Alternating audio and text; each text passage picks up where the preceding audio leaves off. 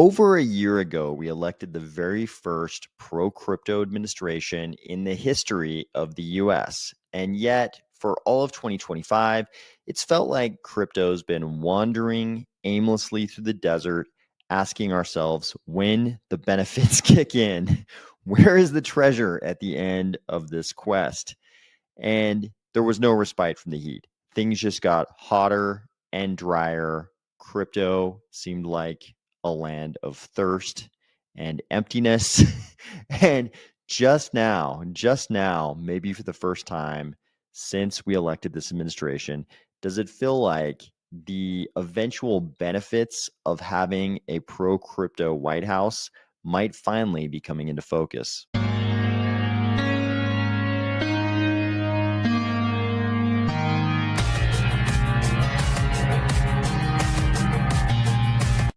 If any real progress forward out of Washington would be treasure enough for you at this point, or if you're finding value in these videos, please consider delegating to the Army of Spies DRep address and the Army of Spies stake pool, ticker AOS. Welcome, everybody. Welcome. Thank you. Thank you for joining tonight. Let's see who's here. We've got Hilldog here. Eric Williams is here. Let's go. Let's go. Fly Over Me is here. That's right. It's bright. It's bright out there in the desert. Skolder is here. He wants that purple crown for a minute. There's a little chatter about Ivan on Tech from a few of you. Interesting. Ivan on Tech is showing Charles's post. Okay, interesting. Skolder says, rumor has it that Charles bid on some job at Starlink and didn't get it. Maybe it was for constructing a concrete pad for a downlink for Starlink in Colorado. Or is his construction company in Wyoming? I know he did a bunch of construction for the Hoskinson Health Center, and maybe on his ranch he did some construction. So I think that would be in Wyoming. But I would guess Charles would not be bidding on construction work. I would guess it would be something else, something crypto related, but I have no inside info about that, and nothing that can confirm any of that. Pith, yeah, we talked about Pith a little bit. Guinness Speaks is here. Let's go. Guinness Speaks, thanks for joining. That's right. The astronaut is still stuck in the desert. I think every single thumbnail in 2025 should have been in the desert because we've basically been there this whole time. Yep, that's what other people have told me. I mentioned a little while ago, I haven't seen an episode of Ivan on Tech for years, but it didn't surprise me when people said that people kind of indicated he's not a huge fan, not often a huge fan of Cardano, at least. Bindocamp's here. Spy Time. Streetwise is here. Hey, thanks for joining. Mission Zambi is here. Good morning. Thanks for joining. Otis Free Jove with the Brad Pitt. What's in the box? That's right. Luckily, what's in the box is not the same in Cardano as it is in that movie. Joe Davidson, thanks for joining. Thanks for saying that. I'm glad to hear. It's good chill time. Let's fucking go, Jeff Byrne. Let's go. It's also not that kind of chest. Okay, we're going to talk about it. Joe Davidson. Dunky Ned's here. That's right. Okay, everybody relax. Crazy Speed Freak is here. Greetings. Rulo is here. Hola. Thanks for joining. Unlocking the treasury. That's going on too. Sim 1790 is here. Let's go. Brown bearded hermit is here. Evening. Can you explain that start again? We're going to talk about it. Sub-Zero is here. So let's see. Jeff's indicating that maybe you couldn't hear the very start of the intro. But we've been wandering, hiking, trekking, questing through the desert for all of 2025, which was a little bit of a surprise for us because we elected the very first pro-crypto administration in the history of the United States. Very promising, coming into 2025. Sentiment was at a super high in between the November elections and the start of 2025. And we got into 2025 and nothing happened all year. Nothing happened all year. It seemed like the administration was basically focused on international diplomacy throughout all of 2025. There was no liquidity. We got reverse liquidity. We'll talk specifically about liquidity in a second. But we really didn't get the fantastic pro crypto things out of Washington we hoped for. Of course, we hoped for sort of instantaneous regulatory clarity. And yes, we did get the Clarity Act, which passed the House. But then for the rest of 2025, we never got it through the Senate. If you'd asked me at the start of the year, like, if there was a pro crypto White House and a pro crypto House and a pro crypto Senate, how quickly would we get regulatory clarity? I probably would have guessed, well, if we can get it through the House, we should be able to get it to the Senate. So definitely we'll get it done in 2025. That hasn't been the case so far. We've just been like a bunch of thirsty boys walking through the desert looking for any water.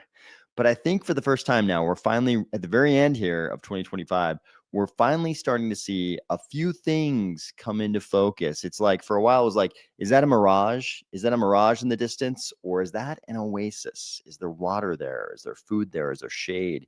And I think it's finally starting to come into focus, the treasure at the end of this quest.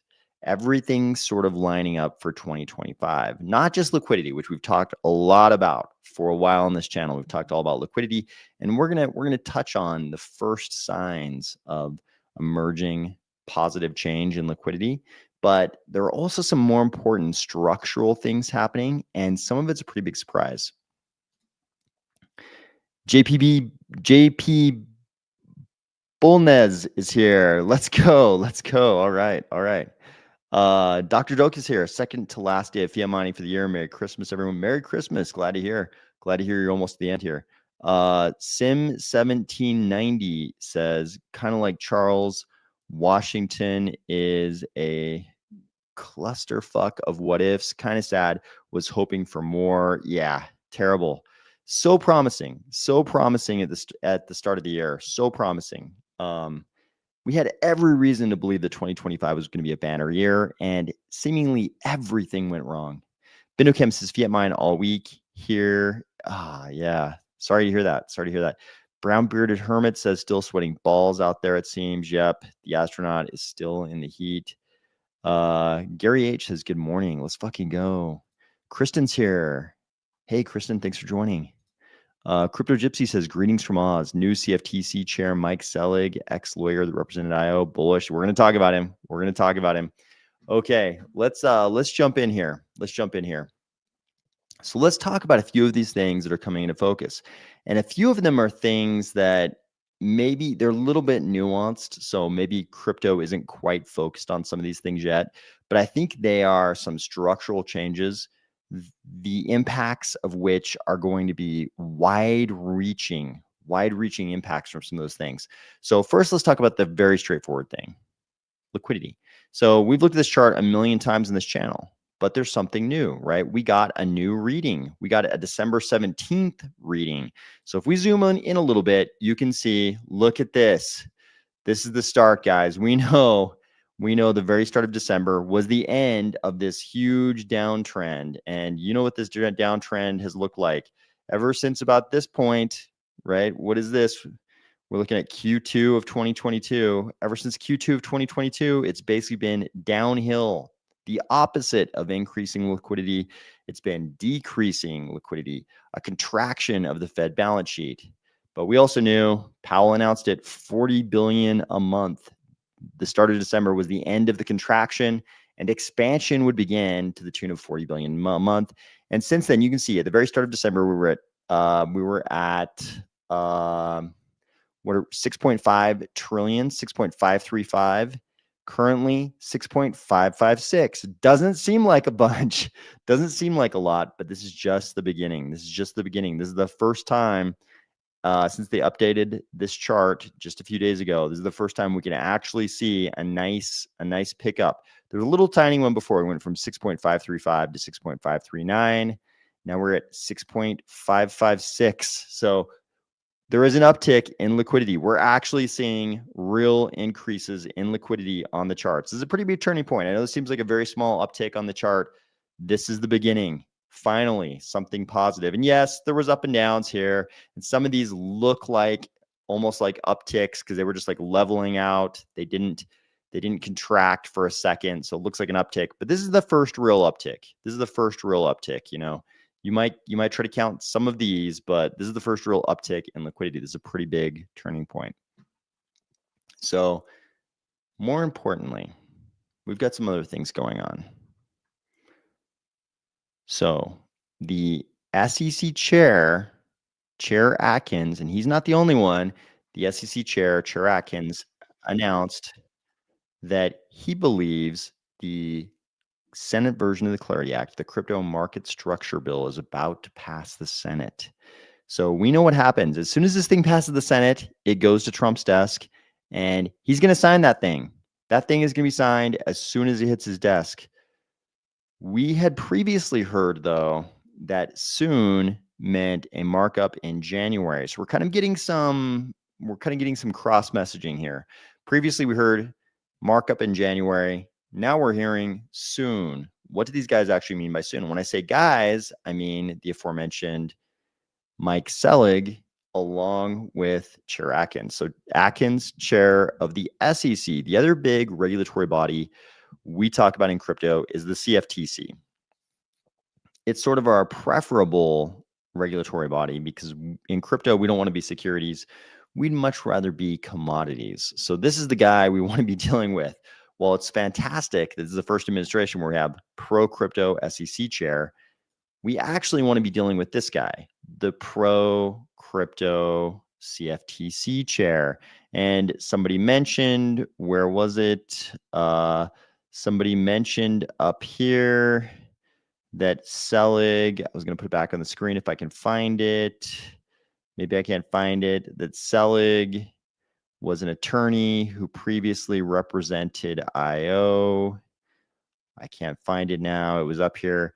But anyways, this is Mike Selig, very pro crypto. In fact, you notice, so this is sort of his big opening post, explaining, how happy he is to be chair of the CFTC.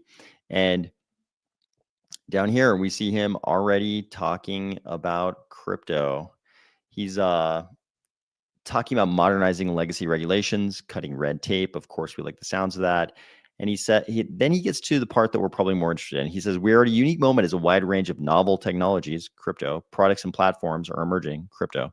Retail participation in the commodity markets is at an all-time high. That's us, because he's going to say he thinks crypto is a commodity like the rest of the executive branch right now. And Congress is poised to send digital asset market structure legislation that will cement the U.S. as the crypto capital of the world to the president's desk. So what's going on here? Is it really soon, or was the next month that we just heard, was that a little more accurate? I think maybe this is the executive branch sort of telling everybody, hey, send the signal. The Senate version of the Clarity Act, the final version of the Clarity Act, is coming soon, because they know, I think what this means is they know it's not really coming till January, right? We're a couple of days before Christmas. It's a little bit too late. It'd be great if they surprise us. If they somehow surprise us and it pops up, before the holiday, that'd be fantastic. But we already heard just the markup will be coming in January. So I think when they say soon, they really mean January. Still, it's great. The executive branch is obviously trying to signal to us that we are going to get the Clarity Act. There's not any kind of impassable obstacle between us and the Clarity Act. It's still coming. It's just delayed until January. I think that's what this means. If they want to surprise us tomorrow with something, that would be welcome. I don't think anybody in crypto would be mad about that, but it seems like we're going to get it in January. But they seem to be trying to reassure us that it's coming. So let's talk about something a little more Cardano proper. So before we jump in, here's J. Marie. J. Marie, welcome. Come anytime, late, early, whatever. Adam Olson says, watched a recent episode of Blockchain Daily in which Charles said Clarity Act won't get passed until 2029. I hope that is not accurate. That would be a little late. That'd be a problem for us, I think. That'd be a big problem. Things would have gone very, very wrong. I think probably Probably he meant 2026. That's what I'm thinking, but hopefully not 2029. That would be pretty devastating. Crypto Gypsies is both sides of the regulation aisle, has Cardano ties, including Paul Atkins. Paul used to feature regularly on the Emergo stream years ago. Okay, great. Yeah, I remembered. I remembered that either Selig or Atkins had some prior dealings with our ecosystem, and I couldn't actually remember which one. So sounds like Crypto Gypsy is telling us it's actually both, which is great. Okay. Clarity won't matter much because not having never stopped crypto liquidity is key. I agree with that. I mean, we kind of just, I've often described the history of crypto up to this point as being heavily centered around regulatory arbitrage, and it kind of was. And there wasn't really an explanation as to why you could do these things in crypto that would be largely illegal in the rest of the world due to securities laws. And it was really that gray question mark, the gray area. Was crypto, are these things securities or are they not, right? It all hinges on that.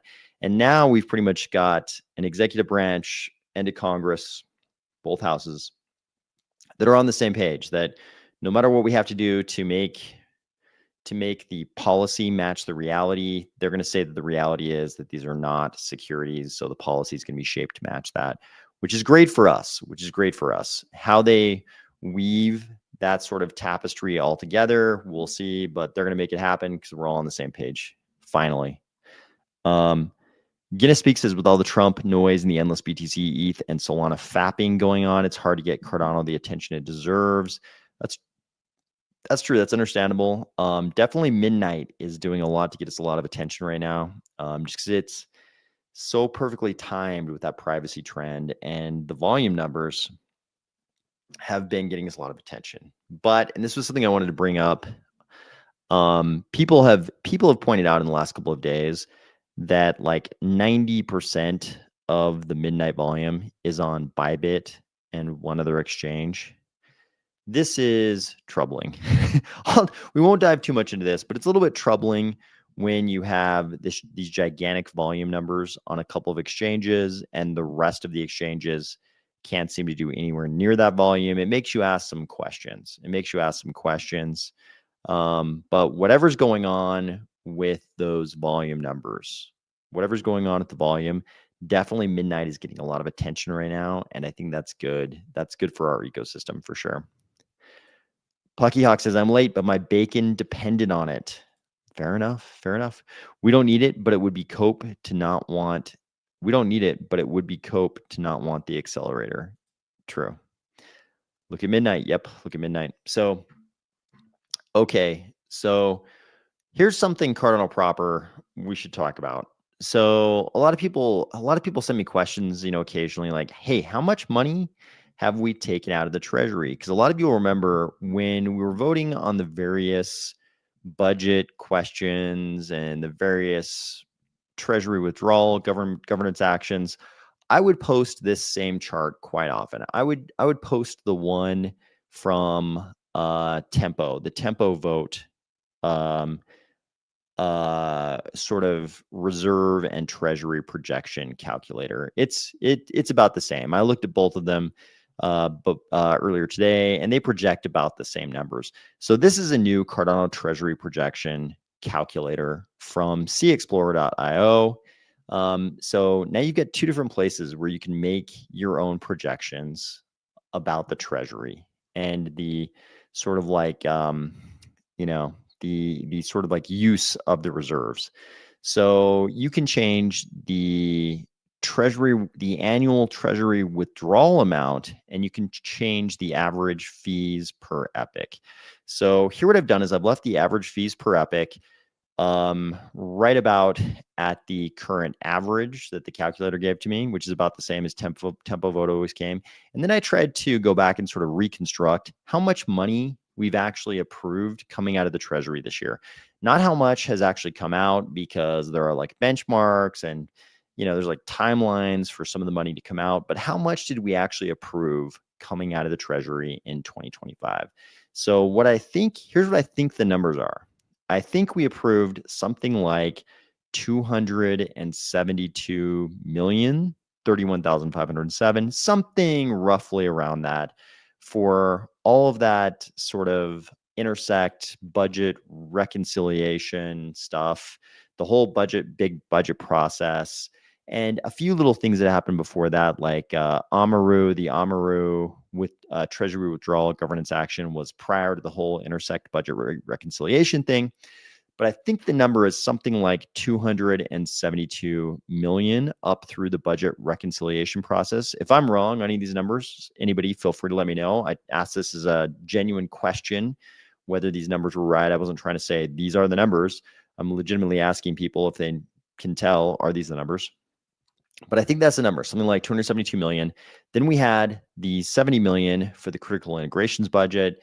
Then we had the 5 million for the meme coin thing. So I think the total number is something like 347 million, which comes in right under our net change limit. Our NCL is 350 right now. So that kind of makes sense. And I'm glad we have an NCL, because I think what would have happened if we didn't have an NCL is we would have gone far beyond this. We probably would have gone far beyond this amount if we didn't have an NCL. I think we're going to push up, just like budgets have done since humans invented budgets. The budget is always going to match whatever limit is put on it. So it seems like no matter what the NCL is, we're probably going to end up spending right up to the NCL amount every single year. It's ADA. So the question was, is it ADA or USD? Those are ADA amounts. Yep. Sub-Zero. Got you. Let's see. $8.2 billion in one day, volume of night. Yeah, the volume numbers were very high. So I'll have to check on that. It goes up and down. It goes up and down. You have good epics. Any stake pool is going to have good epics, bad epics. They sort of go up and down, but no, nothing changed on our end. It just goes up and down every epic. So every 5 days, you get a different number. So let's see. ADA. Yep. James Syracuse is here. Hey, James. February. It could very well be February on Clarity Act. I don't know. But what I wanted to point out, though, is what these treasury projections look like. So every time we decided to vote on taking money out of the treasury, not every time, but almost every time, I would post this sort of chart. So I thought it was good to follow up here at the end of 2025 and post just exactly what the calculator says, right? My calculation is that we voted on withdrawals amounting to a little over 347 million. This calculator sort of goes every 2 million. So I undershot it. I'm being conservative here. We're actually spending slightly more than that. This is the sort of current amount of average fees per epic. And the calculator tells us that this results in us zeroing out the treasury in 2022. So there you go. This is why I think we should be a little conservative in our spending. I don't think it's good for us to be zeroing out the treasury this soon. If we spend a little less, look at this. If we spend 200 million, we make it all the way to 2039 before we zero out the treasury. So the blue line is the treasury, and when the treasury gets zeroed out, and the green line is the reserves. So you know how Cardano works. We validate blocks, and there is ADA coming out of the reserves to reward the validation, all of our staking. There are also transaction fees that are part of the rewards for staking. And you can see here, the way the treasury is funded is 20% of reserve emissions plus fees, and they tell you reserve emissions are 0.30% per epic. So that's how it all works. We've got this big reserve. ADA comes out of that, forms block rewards. 20% of the reserve emissions, those block rewards, plus the transaction fees, go into the treasury, which is this blue line. And if we spend like we spent this year, I'll go back to that 346 number. If we spend like we spent this year, we zero out the treasury in 2033. So just wanted to show people how that looks on a second treasury calculator here.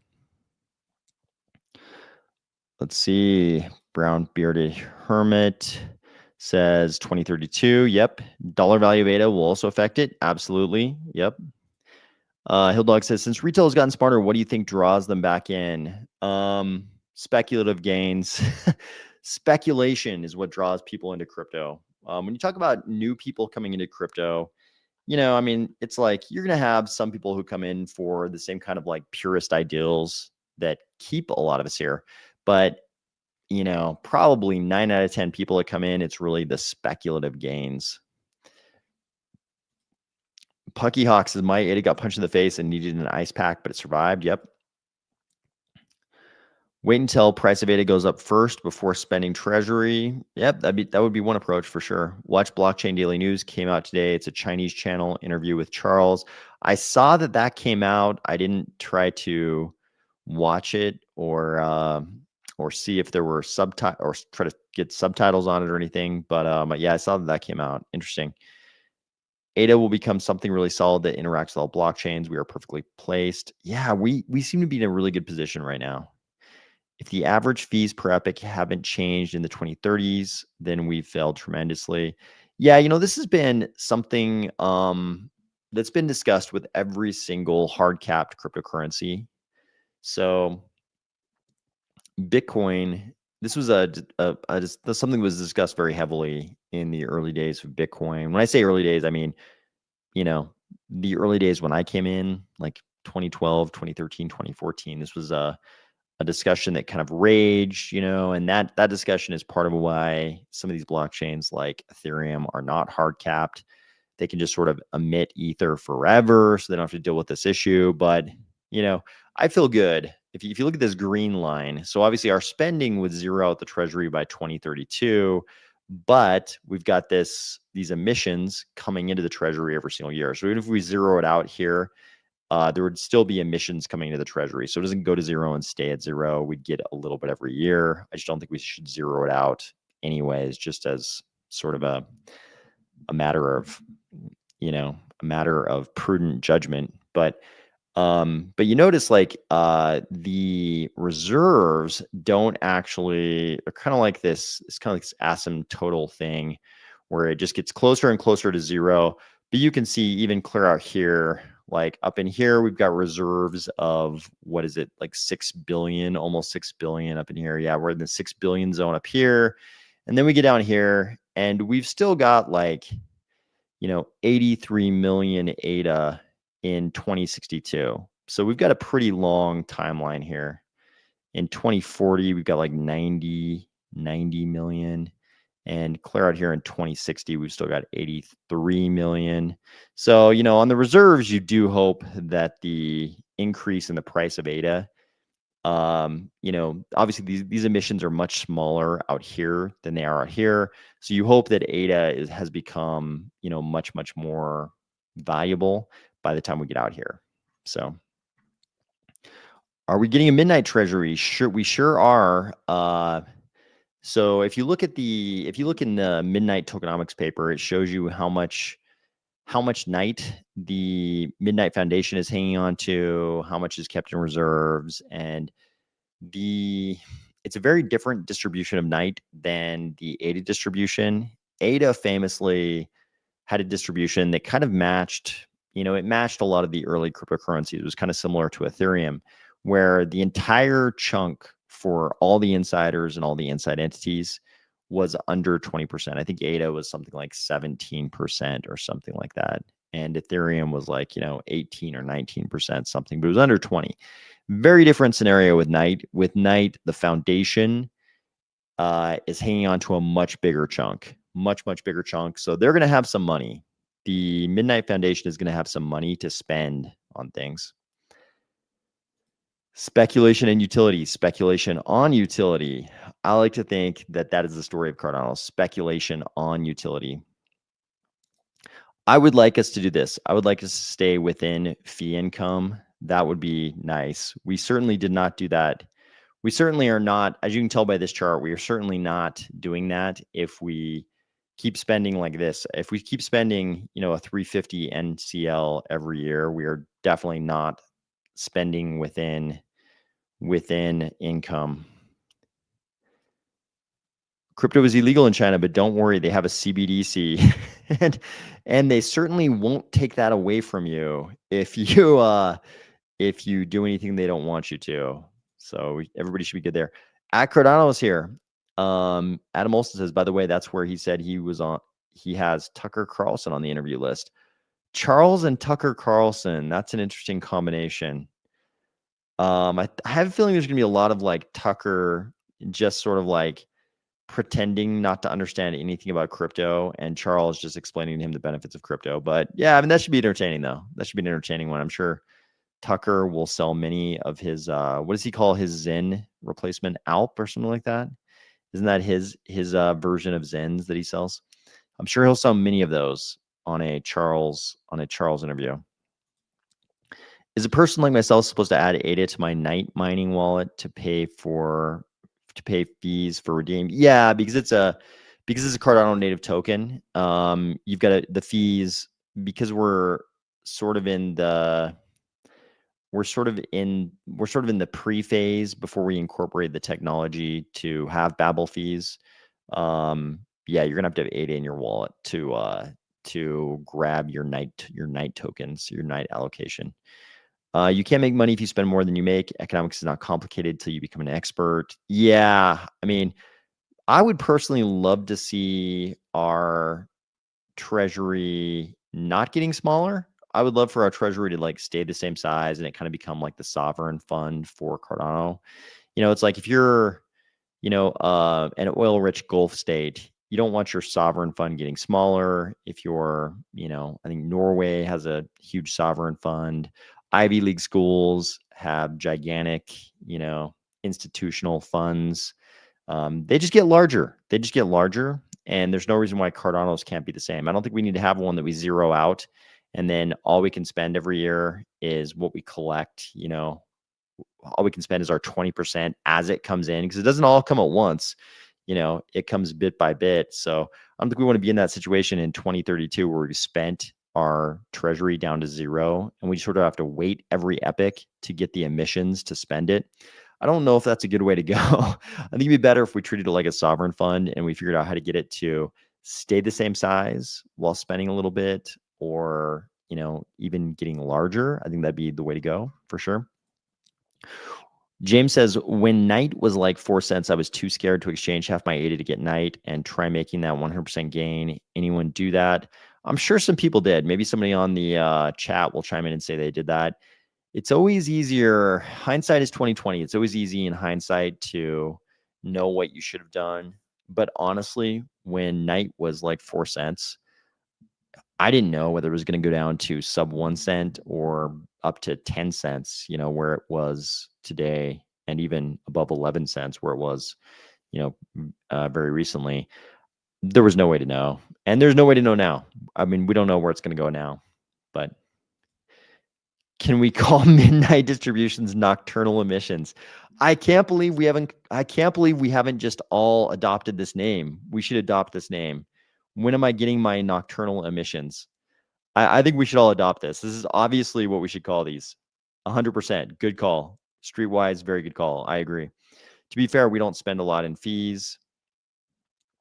Are you saying we don't spend a lot? Are you saying the treasury doesn't get many? Are you saying the 20% of...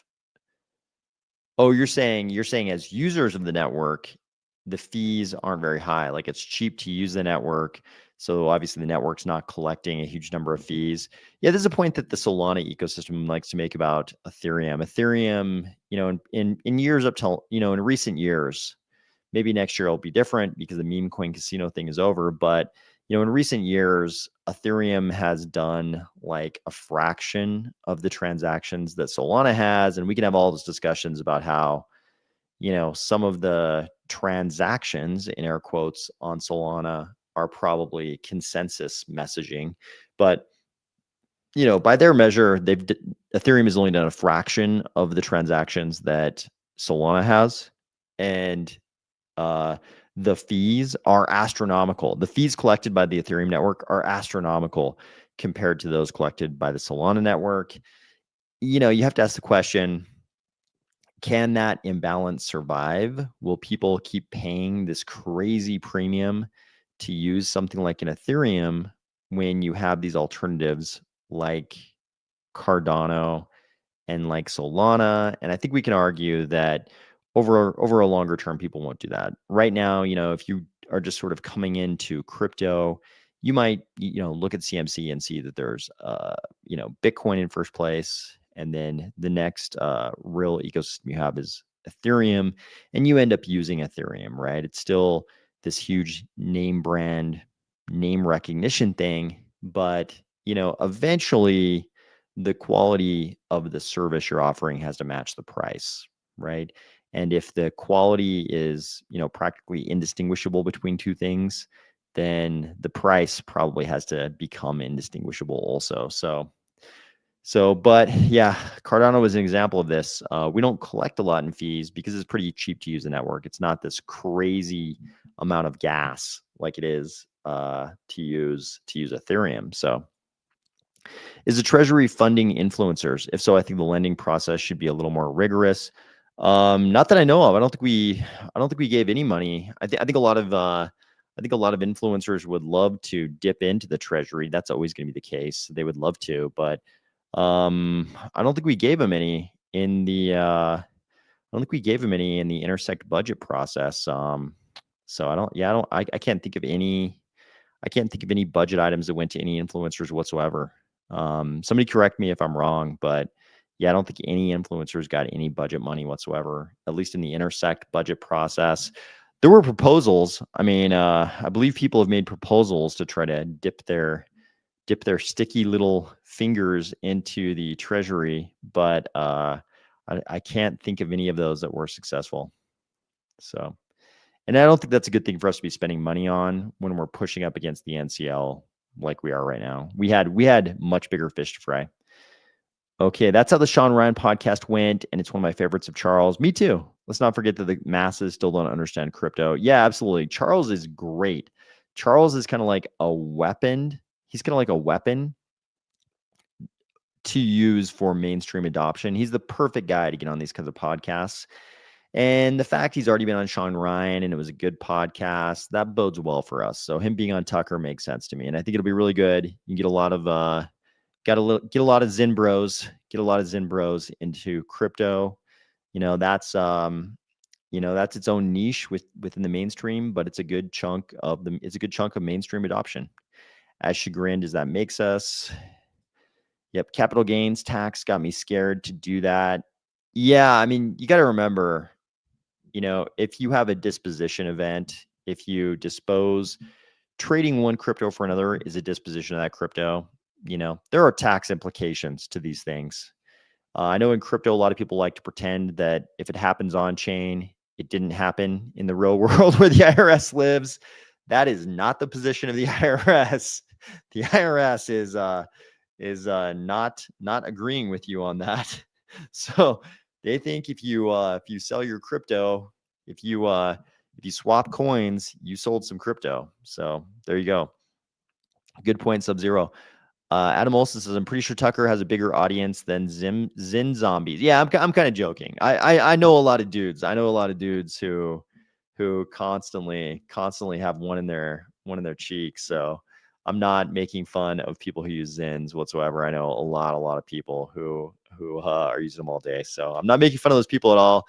I'm just saying, we're sort of making fun of ourselves because I'm sure there are a lot of crypto people who listen to Tucker. So I'm more than happy always to make fun of our own demographic, and I think a lot of crypto fits into that. So I bought at 4.6 and was very nervous about that price anyway. Me too. Every time I've ever bought crypto, unless it was DCA, actually, I guess I should say in the past, when I would just sort of buy based on impulse, this would be years ago, like, pre 2017.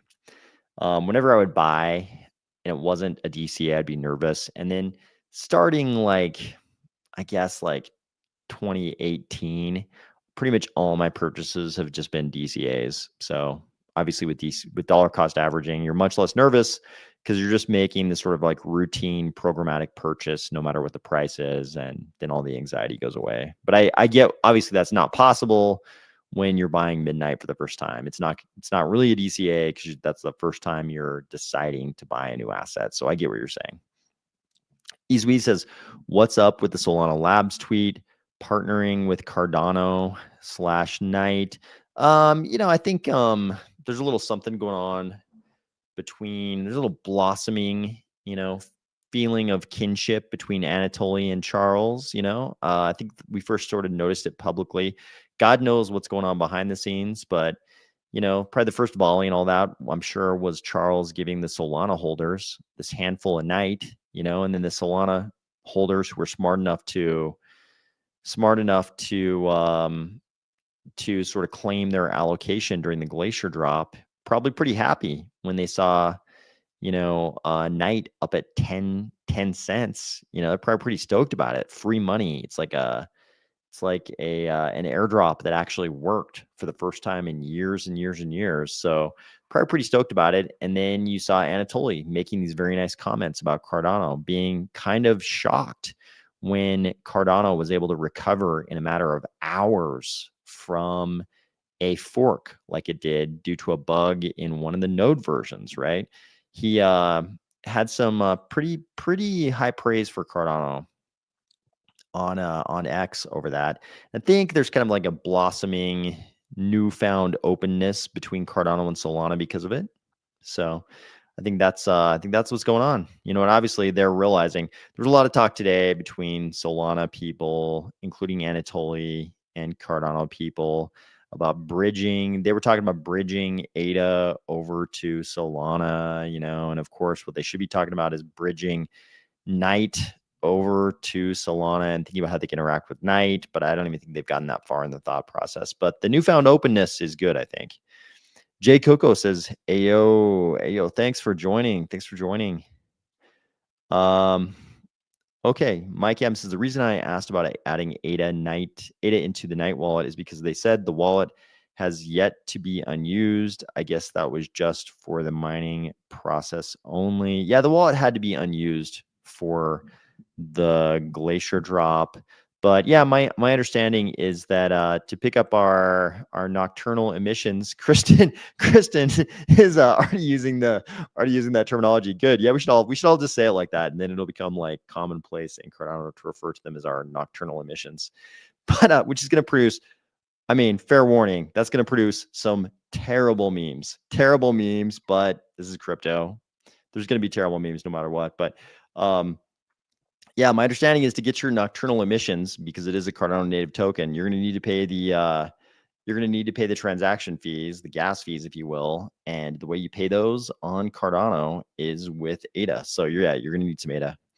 But I believe you're going to be good. I think it was just for the glacier drop part where it had to be an unused wallet. Basically, like, I think that's mainly to do with them not wanting to have to worry about, a wallet that, had transactions in it that were going to put the holder on, a sanctions list, basically. I think that's what they're worried about. They don't want to be doing transactions with like Maduro or North Korea. They didn't want Lazarus Group, the black hat hackers in North Korea, to be, receiving Night tokens. So nobody can really blame them if the wallet was unused, because then that means there was no transaction history that they should have done their due diligence on. So good way to avoid having to do the due diligence on, millions of wallets, basically. The only way to do it, because you don't want to have to, it's not practical to do the due diligence and make sure you're not dealing with, Iran or Lazarus Group or Maduro or, who knows, pick your poison, right? Let's fucking go. I made it for a live show. You made it for a live show at the advent of nocturnal emissions. This is an important one because we labeled the glacier drop allocations as nocturnal emissions, which is probably the biggest contribution we'll make this week on this channel. Capital gains are easy to handle. And wasn't even me. It was who actually came up with that. I want to give credit where credit is due. Who was the one? Oh yeah, Streetwise. Can we call midnight distributions nocturnal emissions? So Streetwise actually gets all the credit for this, but Capital gains are easy to handle. Save half of what you make for taxes and then keep what doesn't pay for your taxes and buy more night. Okay. I definitely am not giving anyone any kind of accounting, finance, legal, or any other type of advice, but from Pucky Hawk, there you go. Okay, youth promo.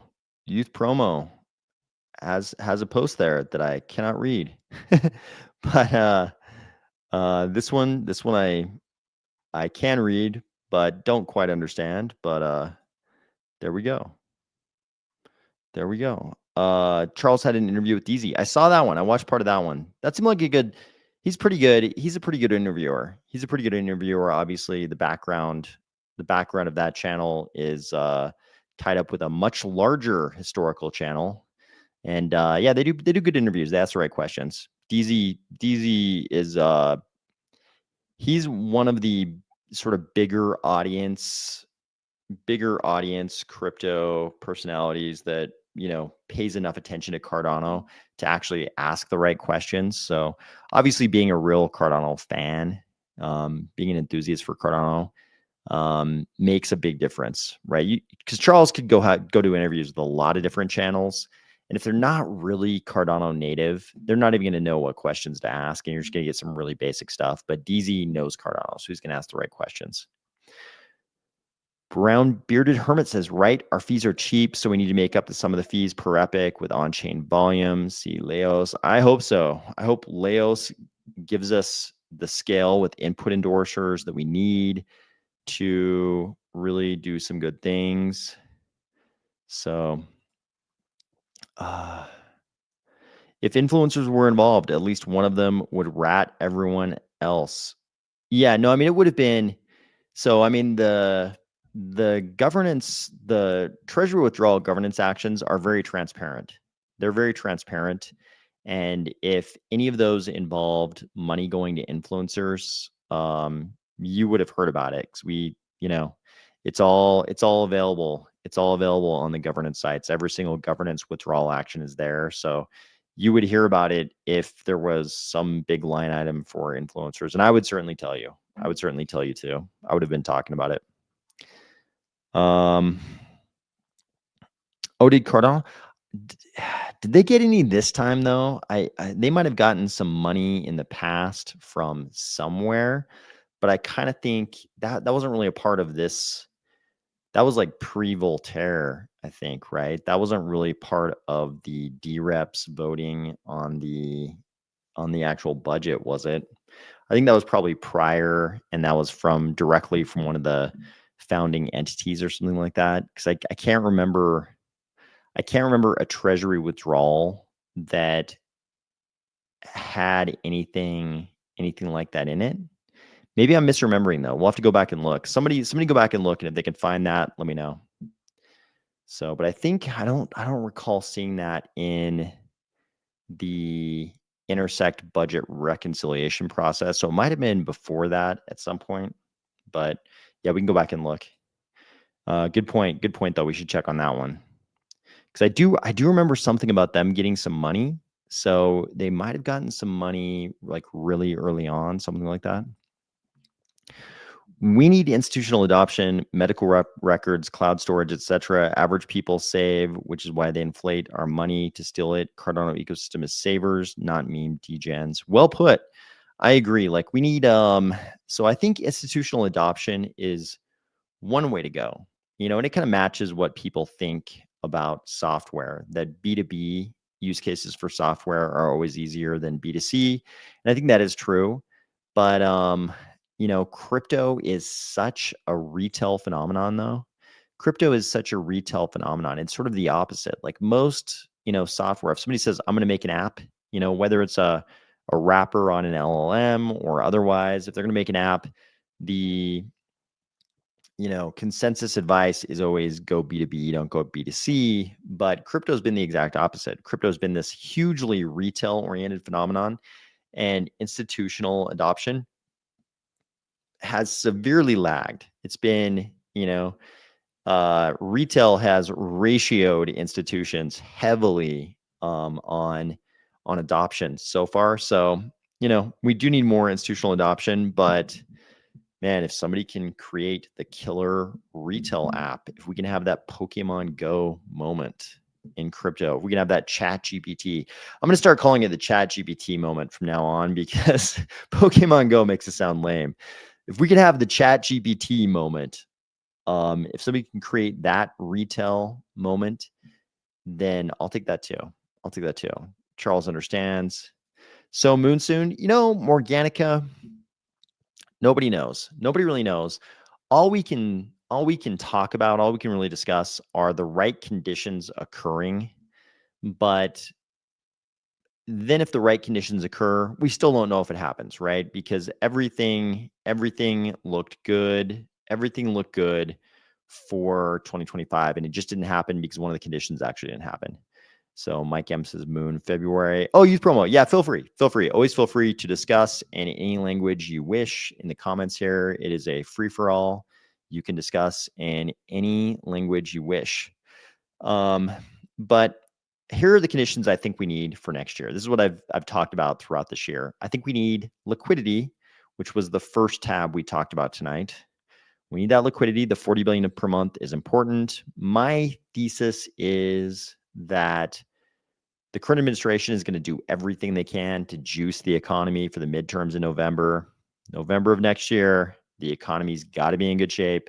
So if there's anything the Wild Boys in DC can do to juice the economy for those midterms, I think they're going to do it. So I don't think the amount of liquidity we see is necessarily going to be limited to the 40 billion that the Fed has already promised. And the Fed just indicated, 40 billion for some number of months, and then it's going to trail off. But, famously, that's how it starts. Seems like that's how it starts. And then down the road, you're like, wait a second, wasn't 40 billion just supposed to be for some number of months? And then that was going to diminish, and then it never diminished. That could very well happen. And then if the Wild Boys figure out some other ways to juice the economy, they will certainly do it. So liquidity is going to be good. We're hearing, markup of the Senate version of the market structure bill, the Clarity Act, in January. So maybe we get it in January, maybe we get it in February, but regulatory clarity on its way, liquidity already sort of en route, already flowing. So we've got some good ingredients. And in Cardano specifically, we have Midnight. We have Midnight, which is the privacy layer. And it is perfectly timed right now to ride this privacy trend that hopefully just keeps pushing super strongly throughout 2025. But we'll see. So all the conditions are there. Will we see Moon? Who the hell knows? I don't know. Tucker owns a Zen company. Somebody showed me his little Zen products the other day. I was in somebody's vehicle and they had some in there. They showed them to me. What are they called? Like Alp or something like that? I think they're called like Alp. Diamond Elliot Adams says Diamond Hand. Blue Mammal using 2-speed. Feel free to use whatever speed you like. Expert economists say 5% GDP in 2026. Okay. J. Marie is in Night for 5.5 cents. Woo, man, I was shocked to see those prices going down like that. I was shocked to see those prices. I haven't personally seen a $1.95 in the wild, but I understand prices are low. It's shocking. Solana ecosystem constantly gets robbed, and Charles hooked them up. I think Anatoly is getting a little scared. I agree. I think Anatoly and all of Solana are getting a little scared. That 7x diminishing in the number of people using their dexes. I'm sure they try to rationalize that and just blame it on, a downturn in crypto. Like, things are not good in crypto, but I think deep down they know it's that they optimized for the meme coin casino, and that trend is over. That shit's over now. That's fucking over. They burned everybody who could have gotten burned, and those people have all left now. Like, nobody's trying to get burned on meme coins these days. So I think they know that's fucking over, and they're scared. I agree. I mean, it's not like Solana's not going to go away. They're going to reinvent themselves and try to ride the next trend. Will it work? We'll find out. I have terrible nocturnal emissions after eating some fried pork belly. Too rich. Those are not the kind of nocturnal emissions. That's not nearly as positive. I think these are more, I think the night glacier drop at nocturnal emissions are the good kind. The good kind. I got a feeling I know what's in the fuzzy box. Our astronaut might need a hand getting it over in those distant mountains. Oh, yeah, we'll see. We'll see. We'll see what the astronauts got in that box. We shall see. Latest bloomer, I hear you. I hear you, man. God, I hear you. Me too. Me too. I hear you. So for anybody who's just listening and not watching, he said, I'm tired, boss. And I feel that. I think about that every day. If they didn't want the nocturnal emissions jokes, they should have thought twice about adding 69 and boob to the policy ID. Good point. I mean, that's a green light. That's a green light for us to be this way. They shouldn't have provoked us if they didn't want us to call it nocturnal emissions. Free BitBoy said nobody. True.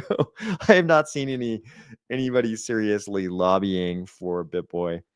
My skills are from being old and making many mistakes, but I got better. Yeah, this is how I feel. I feel like I got better too. And I definitely made many mistakes when I was younger. I'm in my early 30s. Feels like I'm about ready for my midlife crisis. I'm in my early 30s. Yeah. So depending on how well you take care of yourself, I kind of felt the same in my early 40s as I did in my early 30s. So it's things are pretty good. Things are pretty good with if you take care of yourself, things are not bad. Things are not bad in the 30 plus zone. Oh, thanks, Jeff. Thanks, Jeff. I appreciate you saying that. I appreciate you saying that. Charles was asked why Chainlink was rejected, and he said Pith is just as good. Yeah, I mean, the great thing about Charles is whatever Cardano's got going on, he's going to advocate for that. Like, I feel like Charles is going to make the best possible case for any particular facet of Cardano. If we had the worst Oracle, Charles would give you the high points. Charles would tell you why that Oracle, he would tell you the good things about that Oracle. He's smart in that he advocates for what we got based on its high points, right? If Cardano were a person and that person had the worst possible car, Charles would talk about how the person is very wise for not allocating too much capital to their car, right? So I think in this case, I don't know much about Pith, but it sounds like from everything I read, it sounds like Pith probably is good. I haven't looked too closely at it, but who knows? Who knows? Maybe it's all true. Maybe it's very accurate. Maybe Pith is just as good as Chainlink. But definitely one of the things I like about Charles is he's always going to advocate for whatever we got going on, and he's gonna give you the best arguments for why that thing is actually a positive, which is good. So, AOS, thanks, latest bloomer. AOS, have you looked at the latest Grayscale report basically calling for a break from the 4-year cycle? Yeah, I mean, I think at least this 4-year cycle is blown. Like we've talked about many times on this channel, it was never a crypto cycle. It was just the liquidity cycle. It was just sort of when government instruments came due, when government debt instruments came due, when the treasury had to pay back debt instruments.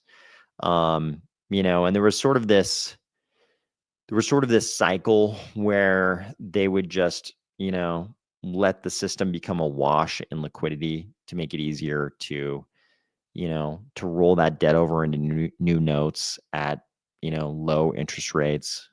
That's been largely the cycle. And people complain that the federal funds rate, doesn't directly determine the rates on treasury notes because those are actually markets too. That's all true, but we know what's going on here. I mean, central banks don't manipulate the monetary policy for no reason. They don't do it just for funsies. They do it. They do it to help the government debase the currency in ways that make it easier for the government to control uncontrollable debt, to manage, not even control, but manage uncontrollable debt. So that's what's been going on here. So yeah. I mean, the cycle is broken this time. It's broken this time. The next cycle, might be 3 years, might be 5 years, might be 6, might be 7. It just depends on when they want to inject the economy with liquidity to, make it easier for them to manage uncontrollable debt. Because I mean, the debt is way, way, way out of control. It's like it's not even you can't even imagine a scenario in which this is manageable. You can just mitigate the danger, right? You can just kick the can down the road. And so the liquidity thing, the debasement is not going to end, right? It's like the debasement is never going to end. It's going to go on forever. And so there will always be a cycle. Will it be 4 years, 5 years, 6, 7? Who knows? It just happened to be 4 years, all the previous cycles. So, and we know why that is. It's because the first big debasement event was after to mitigate the damage from the GFC, right? They had to print a ton of money because the GFC left this gigantic hole in the economy, and it was the choices were face devastation or print money. They chose to print money, which meant they had to continue to print money because they took so much debt, right? They had to pay off that debt, and the way they paid it off, they can't pay it off. They have to roll it into new debt. So to make it easy, to make that rollover process easier, they manipulate the monetary supply. They debase the currency.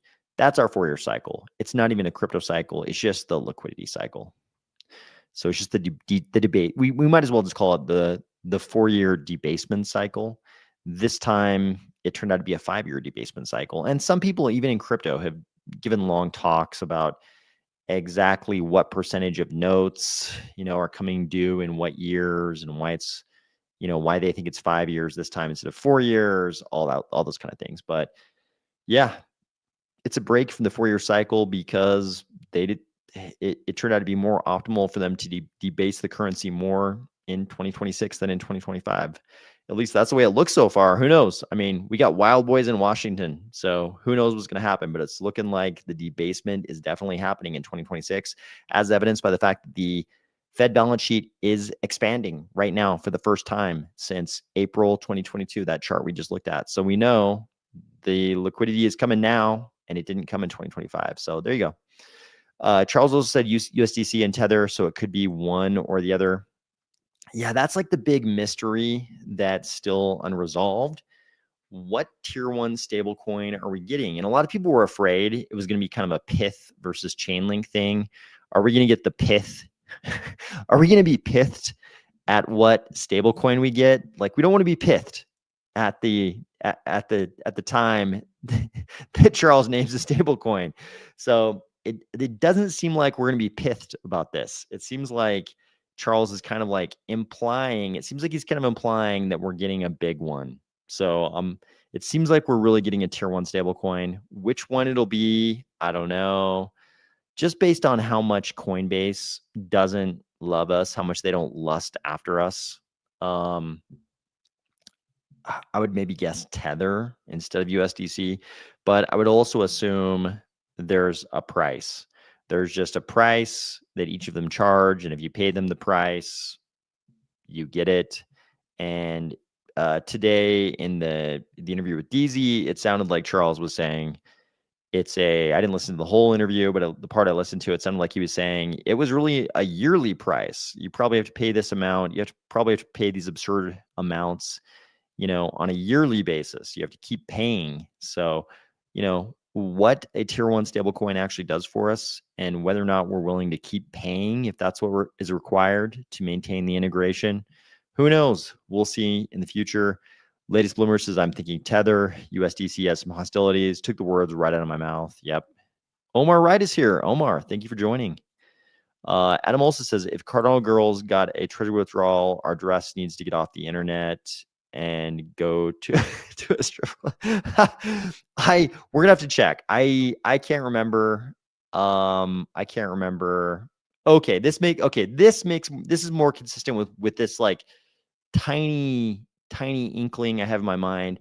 Brown Bearded Hermit is saying, I'm thinking they got money from Catalyst. I don't know what the proposal would have been called. I've always assumed avarice towards them on Crypto X stemmed from that. I believe this is right. This matches. I did not have a memory of them getting any kind of an actual treasury withdrawal, but them getting Catalyst money, that makes more sense. I think if that happened, it was probably Catalyst. And I had some inkling of a memory of people talking about them getting money for something, but it being Catalyst, that makes way more sense to me. In fact, I think it probably even I think somebody asked me about it at the time, so I probably commented on it, but it being Catalyst makes way more sense. That's probably it. Honda CB750 looks good. Oh, somebody talked about this in a previous video episode. I think I still haven't seen it. I think I still haven't seen the CB750. I'm curious though. I'm actually going to go to the Honda website and check it out because this is the second time it's been mentioned to me. Probably maybe by you, Mike, but I still haven't seen this bike. Not Moon yet. I'm in the process of shuffling money around. Should be set to invest in a week. Don't you dare pump that price yet. Josh Mick is trying to get his money in. He does not want to pump yet. Fair enough. Trump is always surprising us with announcements. True. AOS is a wild boy. Oh, that is more true. That is more true than anyone on this channel could possibly know. But thank God I'm not running national policy because I definitely am a wild boy. That is true. I'm feeling good about midnight, man. Me too. Me too. I mean, I can't complain. I mean, it's really the highest profile thing that's happening in Cardano in years. I'm gonna go ahead and say it. Midnight is the highest profile thing that is happening in Cardano in years. Maybe Goguen, us getting smart contracts. Goguen was very, very high profile, but man, midnight and Goguen was kind of like the slow motion thing because we got Goguen. It was announced at the Wyoming Summit in 2021. And then it became this slow motion thing because all of a sudden we didn't have Plutus application backend and we had to wait for the PAB. And then we got the PAB and we started getting dApps and, slow motion. But midnight, probably the highest profile thing since then. On the inside for us internally, Voltaire was also huge. But as far as attention from, sources external to Cardano, midnight is definitely the highest profile thing in a long time. Staying alive. Yeah, Charles did a little video where he's smoking a cigar. It looked like inside maybe I couldn't tell if it was like a side-by-side. It looked like he was on the ranch in Wyoming and maybe he was inside a side-by-side smoking a cigar. Not a bad way to spend a sunny afternoon, I think. I've definitely been inside side-by-sides on sunny, beautiful days. Have I smoked a cigar inside one? I don't think so. I have also smoked cigars and I have been in side-by-sides, but maybe not simultaneously. Trump just sunk another drug sub. Okay, interesting. I didn't know about that. Trump seized a third oil barge. We are very busy in the Caribbean. Gas is going down further. Yeah, probably. Latest bloomer says physically I'm fine. Mentally, on the other hand, I'm with you, man. Yeah, I feel very on top of my physical game, but I think we're all a bit beat down. 2025 has been a little torturous for sure. I have a few years on you boys. Yeah. Yeah. Yeah. One good thing about Cardano is Cardano kind of stretches across different age groups, which I like. I like that about Cardano. If we were all just if everybody in Cardano was super young, that would probably alarm me. But the fact we kind of stretch Cardano is attractive to people of different age groups is probably a good thing. Charles also said they approached Chainlink first, but they gave them a fuck you price. Pith is great. Okay, that makes sense to me. I could see the Chainlink guy, Charles has mentioned that they're kind of friendly, like they've had discussions in the past. I could see the Chainlink guy naming some super fucked up price, him giving the Charles like the ridiculous price that basically means they don't want to do it. So, and who knows, maybe they're just busy. Maybe they're just busy with other shit. Maybe they're, I mean, can you imagine somebody coming to Charles and saying, "Hey, we want you to engage in this giant project," right? It's like IOG doesn't have time. They don't have time. They're busy working on, Laos and Midnight, things like that. Like they don't have time. I'm sure it's the same with Chainlink. So fuck the 4-year cycles. Yeah, I'm with you. I think, I mean, we have no choice now. We have no choice, but yeah, I think JP Morgan Chase will have an announcement sooner rather than later post tax returns. Okay, I'd like to see that. 4-year cycle is on track. Altcoins were 2 until Trump and Melania took a giant shit on our heads. Oh no, he gave us a longer accumulation window. Oh no. Yeah. Yeah, these things are kind of all true. I blame the BTC ETFs for the blood drawn from crypto, and then Binance, Bananons. Yeah, yeah, the ETFs and sort of just like institutional money coming in changed a lot of things too. I think the Bitcoin ETFs definitely changed the trajectory of this cycle quite a bit. But no matter what was going on in crypto proper, there was no liquidity, and we really need some liquidity for you can't have a crypto. So far, there's not a lot of evidence that you can have a crypto bull cycle when the Fed balance sheet is contracting. You know what I mean? There's not a lot of evidence for that. Not in the way it's been contracting since 2022. You can't be having a huge drawdown on the Fed balance sheet, as sort of a measure of liquidity. You could also choose real M2, like inflation adjusted M2, global or US or European or Bank of Japan, whatever, Asia. You could, pick your poison, whatever your measure of liquidity is. We can't really be having such a heavy drawdown on liquidity and have a bull cycle at the same time in crypto. Crypto is too, it's a risk asset. It's the riskiest of risk assets. We're very directly tied. We're very correlated to liquidity. So, you could use that measure of net liquidity we talked about. You could use whatever measure of liquidity you want. We can't really have these giant bull runs when we're experiencing negative growth in liquidity. I think that's the big thing. But from the inside, it does feel like the Bitcoin ETFs, sucked all the air out of the room, drew all the blood from our arm it could. I think that's true. What helps bring Link to the table with a reasonable price in hand is to show them we aren't desperate for them because we have Pith and other oracles. Agreed. Yeah, we're in a much better place.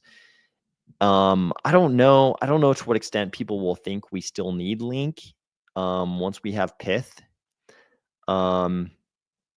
integrated. Maybe we won't, but to whatever extent people think we do, obviously be easier to negotiate with them if we already have Pith integrated. That's a good point. Very good point. Frazek, I think you were referring to me with that comment about people complaining about bond markets. Not, I can't remember who. Somebody did say it in the comments. Maybe that was you, but you hear that quite a bit. And it's a good thing to point out. I think it's a fair observation, because people get confused. People get confused about what the federal funds rate is, and they don't realize that bonds are transacted in actual markets, and the rates on those bonds are determined by market forces. It's like people don't realize how these things interact with each other, and we use a lot of shorthands, and we talk about a lot of shorthand kind of verbal notation when we talk about how these things work, how they interrelate. Because obviously, if you had a super dry mechanical discussion about anything having to do with macro, everyone would be asleep.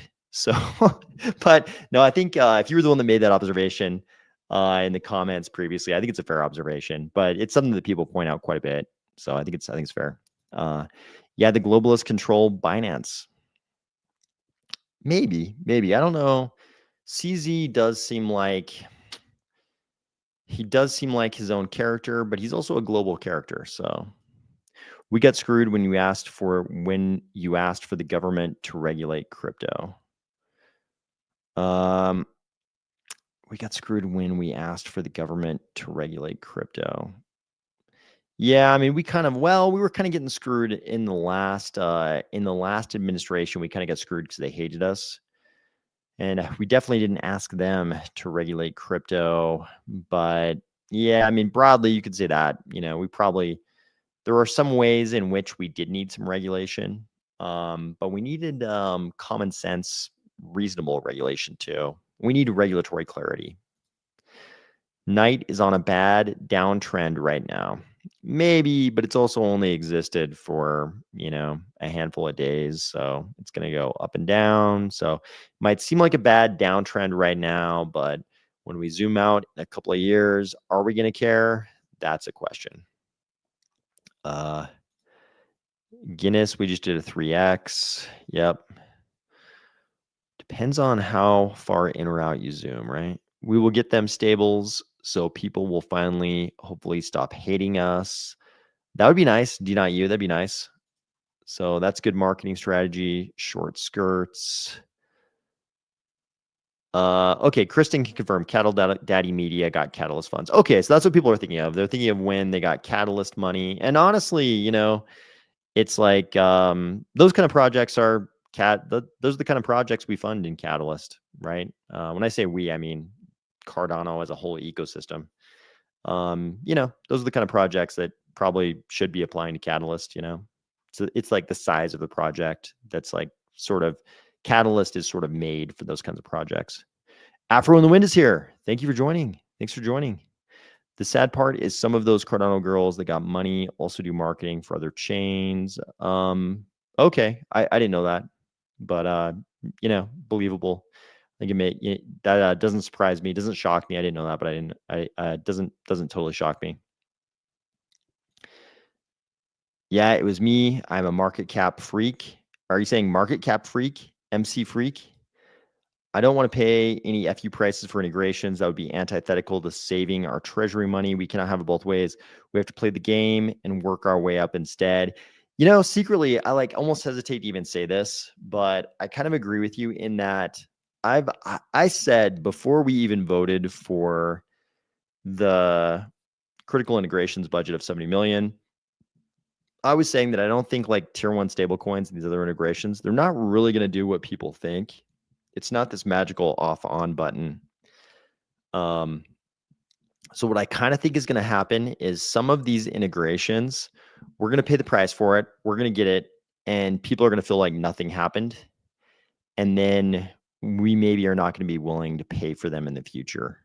That's what I kind of think. I kind of think we will have experienced them. People keep pointing out the Algorand example, right? Algorand integrated tier 1 stablecoin, USDC, I think. And somebody correct me if I'm wrong, but they didn't experience the glowing magical benefits that I think a lot of people in Cardano were hoping for. So it may be that we get it and then it doesn't do anything. This could be any one of the integrations. And then in the future, we're not willing to pay for it anymore, but people won't bitch about it anymore because we already had it. We already know what it's like. So that could be. BindoCam says there's more stuff coming. I suppose night dropping from 32 ADA to 0.25 ADA bugs me a bit. It's going to go up and down. It's crypto. It's going to go up and down for sure. I have not. We don't get as much news about World Mobile these days. I never paid attention to the token ever, but we definitely don't get as much news about World Mobile now that they're not, a Cardano only thing anymore. So we get a lot less news about World Mobile, I think, in the ecosystem. I did notice they're doing something with, look like something with people claiming different geographic zones or people scouting for spots for air nodes in these geographic zones. I saw somebody posting about that today, but I don't even pay enough attention to know these days what's going on. Charles, time to disco, baby. Okay. J Marie is 50. J Marie is 50. So I'm not too far behind you, J Marie. I'm not too far behind you, my friend. Okay, let's hit some more of these tabs though. Let's hit some more of these tabs right now. The Federal Reserve is proposing new payment accounts. This is pretty big. This is one of the bigger things I was talking about in the thumbnail. We kind of got sidetracked there in the comments, but it's fun, so we do it. But this is one of the bigger things I was talking about in the thumbnail and the title of this video. The Federal Reserve is proposing new payment accounts. So these are payment accounts, not master accounts, that would grant fintech firms and crypto companies limited access to central bank payment systems for settling and clearing transactions. So these are not like the master accounts that Caitlin Long was trying to get for her Custodia bank. These are not those same type of accounts. They're inventing a new type of account, right? You can see it here in this bulletin. Federal Reserve Board requests public input on payment account, which eligible financial institutions could use for the limited purpose of clearing and settling their payments. So I actually went into this thing they're trying to get comments on. So here's what they're saying would be available with a payment account, which is different than a master account. Master account is the thing where you've got an actual routing number and you're like a full-on bank. You're a real deal bank and you've got a routing number and everything's available to you. So not everything is available with one of these payment accounts. So with the payment account, you get these things, right? The word that's probably going to stick out to you is wire. You've got wires. You can be involved in the FedWire network. So wires are available. What's not available? The thing that in retail we're pretty familiar with, ACH. You do not get ACH services. So why do you not get ACH services? Well, obviously, routing number is required for that. You got to have a routing number.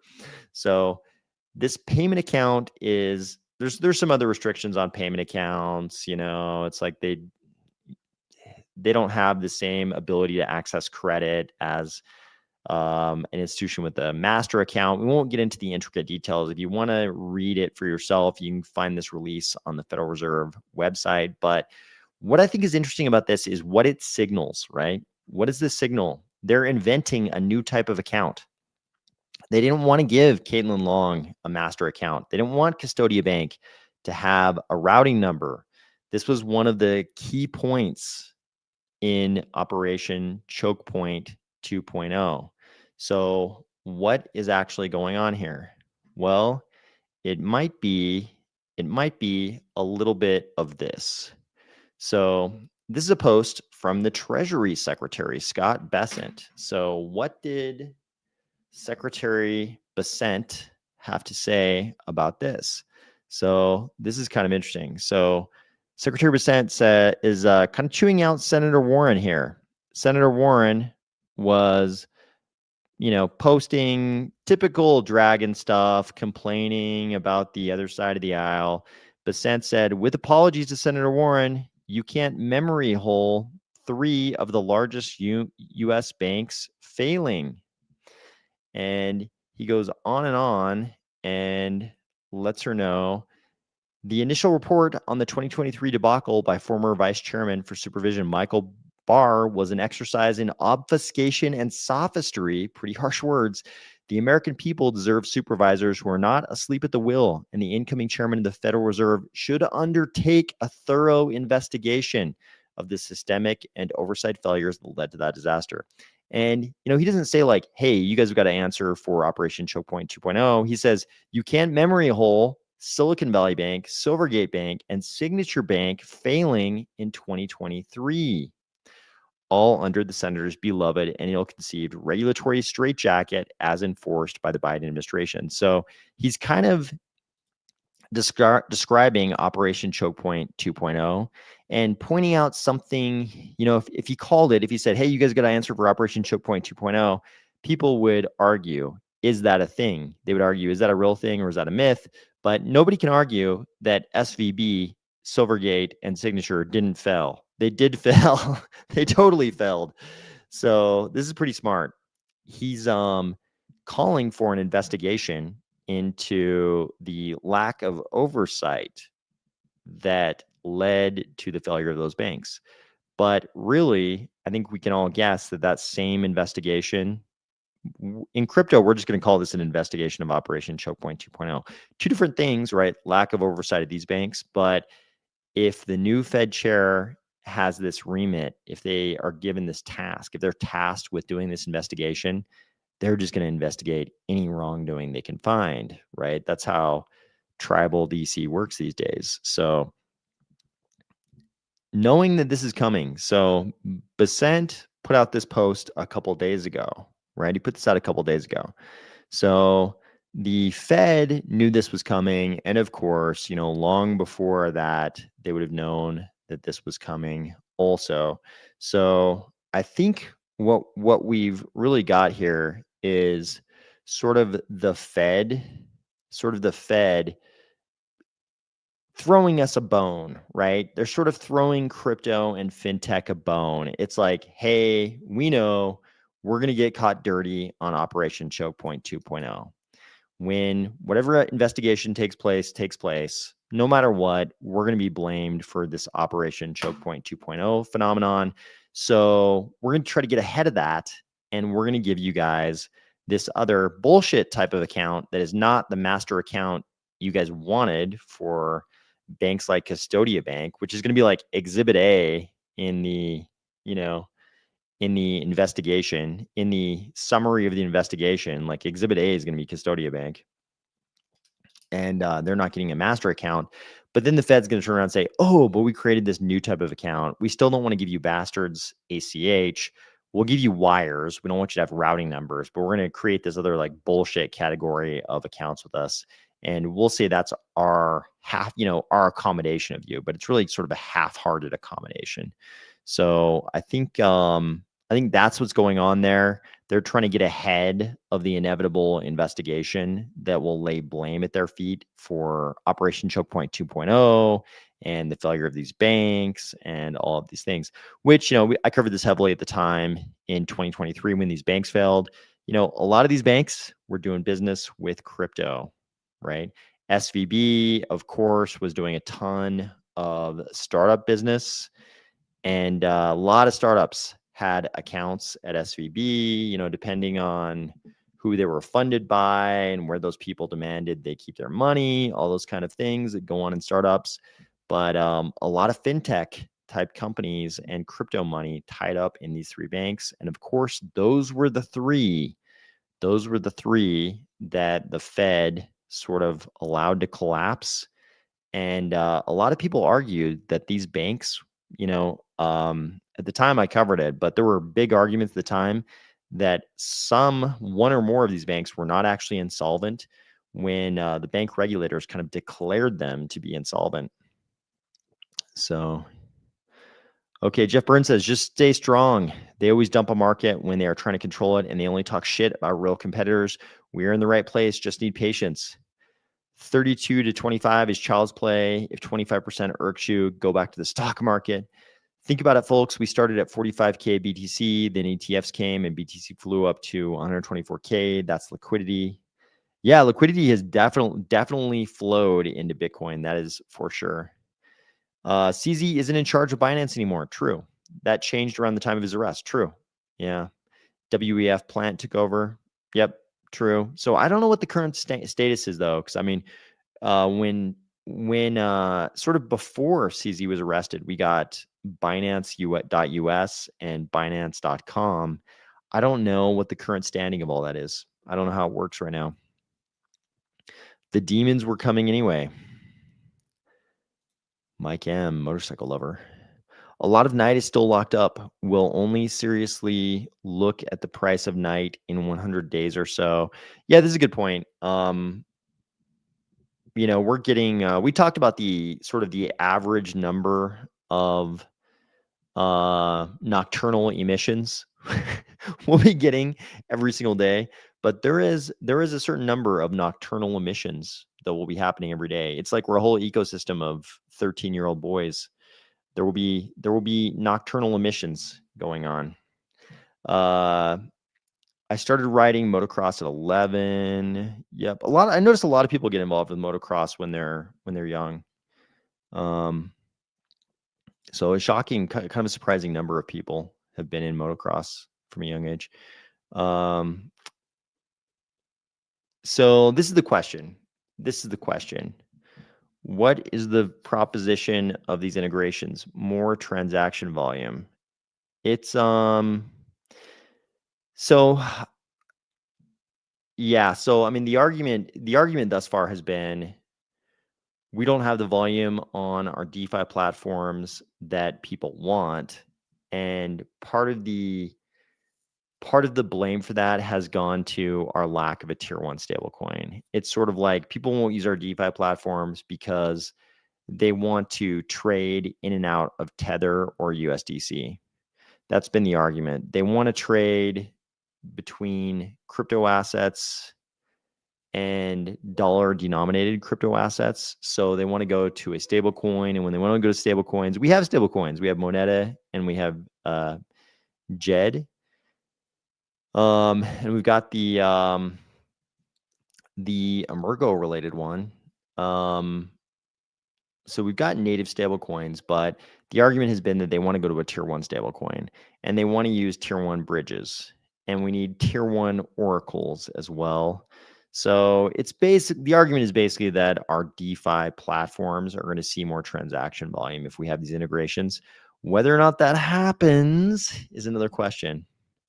At Cardano says, been listening at 1.5x to catch up, but missed which entity wanted yearly payments. So Charles talked about that in that DZ interview. He just kind of like said broadly, he just sort of said, a lot of the stuff is not a one-time fee.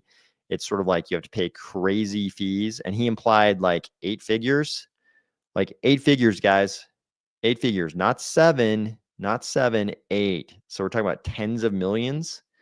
And he was like, this isn't a one-time fee. You have to pay like yearly to keep it up. So whether or not we want to keep paying those amounts, of course, is going to depend on what it does for us. And if it doesn't do anything for us, if it's the Algorand story, then we may not want to pay those fees. First street bike at age 21. That's the dangerous time. Your first street bike is definitely the time when you get a lot of injuries from riding in the dirt, right? Like I know a large number of people who had almost life altering injuries, injuries that definitely affected what physical activities they were going to be into, like not necessarily like the really debilitating ones, but it meant that it was going to limit what sports they participated in after that. But the street fight bike thing is when the real deadly dangers come in, but it's also so fun. It's also so fun. At Cardano says, by the way, too old for 2x. Okay, good. Pucky Hawk says Pucky Hawk's 57. We're all young whippersnappers compared to Pucky Hawk. Finally got my motorcycle license 8 years ago. Okay. Pucky Hawk, but I stopped aging gracefully at 12. I try not to talk about moto stuff too often on this channel because I don't want to be responsible if somebody's wife comes on here and says they heard about motorcycles on this channel and then they died riding a street bike. So that's the reason why I don't talk about it too much. But secretly, so fun, but super dangerous. So forget about the part I just whispered. Just remember the part where I said street bikes, super dangerous, but also fun. I'm curious how this 24/7 Laos work thing works. Obviously, I think it's great, but is there interpreters who is even qualified to do this? Are you talking about Ouroboros Laos? Is that what you're talking about? Ouroboros Laos? The motorcycle school was a joke for me. The riding instructor was complaining that I was not going fast enough around turns. Pavement was wet and some pea gravel and track. They gave me an 80 grade. Yeah, sounds like I think I know exactly what type of motorcycle school you went to. I think it's kind of, there's the one God, I'm blanking on the name, but the one national organization seems to have that unified curriculum. So I think I know exactly what kind of things they put you through. I wonder who the youngest person in this chat is. Most people here are 30, 60, not a lot of young folks. Yeah, I mean, this is something that people talk about. Oh, Guinness Speaks is 61. So a lot of people have commented this cycle that the average age in crypto went up, right? It's a bunch of old bastards like me. and like all of us apparently, but the average age of crypto participants seemed to go up. It was very young when I got in I felt old when I got into crypto in 2013. I felt like I was on the older end then, and I feel like crypto has just aged with me. I feel like all of us just kept getting older. And young people came into some of the meme coin communities and some of the NFT communities seem to be very, very young.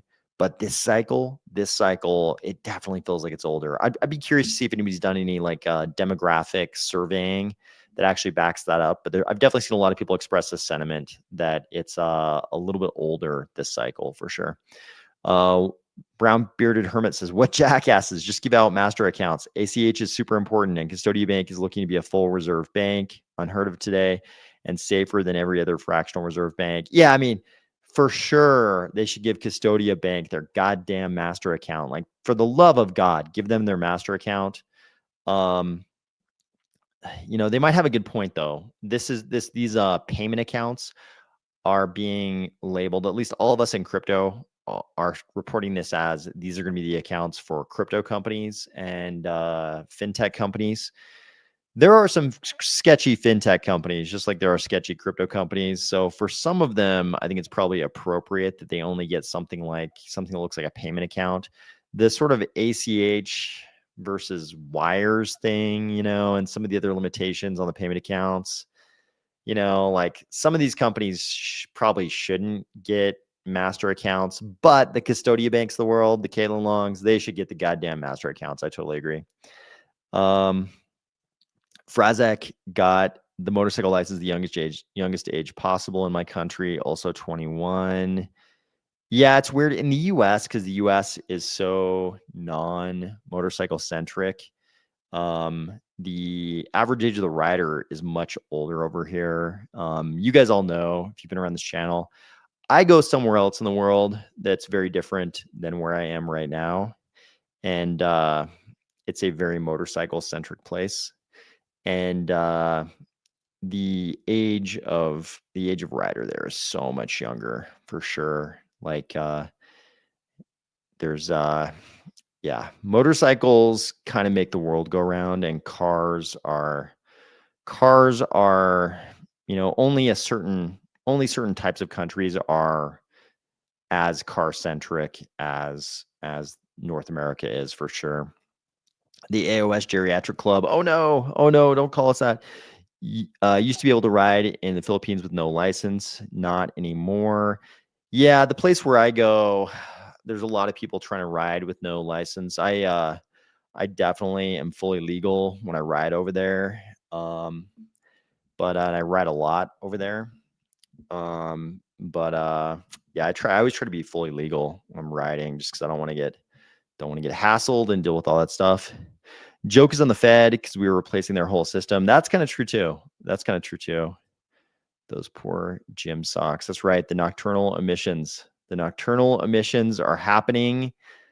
They're happening every day. Every day, the nocturnal emissions are going to happen, whether our moms like it or not. they're happening. Tax is ridiculously harder to do when you're not based in a stable for trading. Oh yeah, no, I've done it. I've reported taxes on swaps between assets denominated in ADA. I agree. Way easier when you've got stable coins. My first bike was a 64 Yamaha YE or YS80. I made a mud circle track around our house and learned balance quick. I recommend training in mud and learn balance. Yeah, I think a lot of people have outside of like city urban life, a lot of people have the same experience. Like small dirt bike riding in the dirt. Flying Hambone, thanks for joining.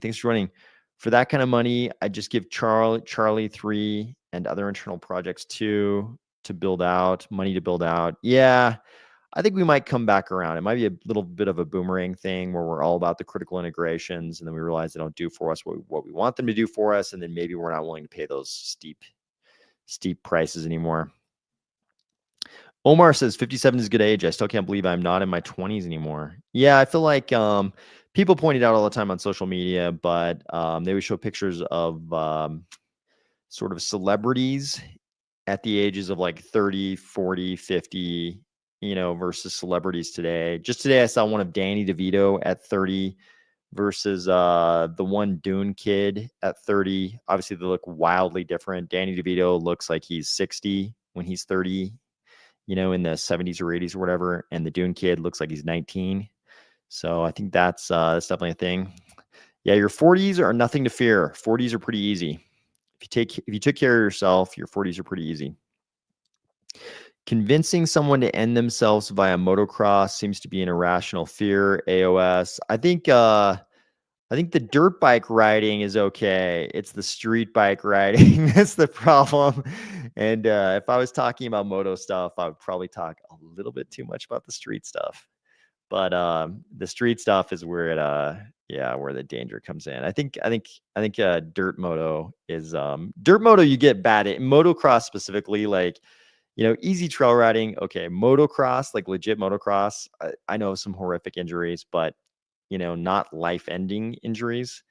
But street, I definitely know some people who I knew some people who are no longer around because of street riding. Nobody's super close to me, but I definitely know. I could definitely give you a list of names of people who are no longer around because of street riding for sure.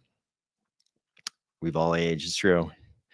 Because these motherfuckers kept scamming the shit out of the kids, they bailed. But like I keep saying, though, street riding is super fun compared to cars. At Cardano says, I'm an old bastard, but really enjoyed being involved in the NFT craze. Was in it for the yucks. Yeah, fair enough. That's a good reason to be in NFTs. Merry Christmas, ladies and gentlemen. Merry Christmas to everybody. Definitely middle-aged with gray beard. Yeah, I think this cycle we're all a little bit older for sure. Yes, Ouroboros Leos. How could that work 24/7? I just asked because I really wonder if it will really happen this year. Yeah, no, I mean, I think it's just the best explanation of it, I think, was given by John Woods when he was sort of our temporary CTO over at IOG. When he described it as, instead of, just, blocks are sort of like, this heartbeat that just goes boom, boom, boom, boom. And under input endorsers, what we called it at the time, now we call this Ouroboros Leos, it's more like you have these tiny heartbeats in between the big heartbeats. So you have sort of boom, boom, boom, boom, boom, boom, boom, boom, boom, boom, boom, boom, boom, boom, boom. So you have all this sort of like collecting up of the transactions. Then you have this big commitment, right? So you have a big heartbeat and then a bunch of little tiny heartbeats to sort of collect up all the transactions, and then a big heartbeat, this big commitment. So it's it's no less of a sort of self-sovereign thing that sort of runs on its own as long as the validators are running like they're supposed to than our current Ouroboros. It doesn't require somebody to be sort of making executive decisions all the time. It's still a thing that the stake pool operators, the validators, can do, on an automated basis. Unless somebody knows something I don't. If somebody knows something I don't, let me know. Last Gambit says my first bike was a Ducati 996S at 18. The death bike. I stopped riding a lot when I had kids, though, and eventually retired. My last bikes were Ducati 848 Evo and 1199 Panigale. Now I do fast cars. It's safer-ish. Yes, any car is safer-ish than an 1199 Panigale or a 996.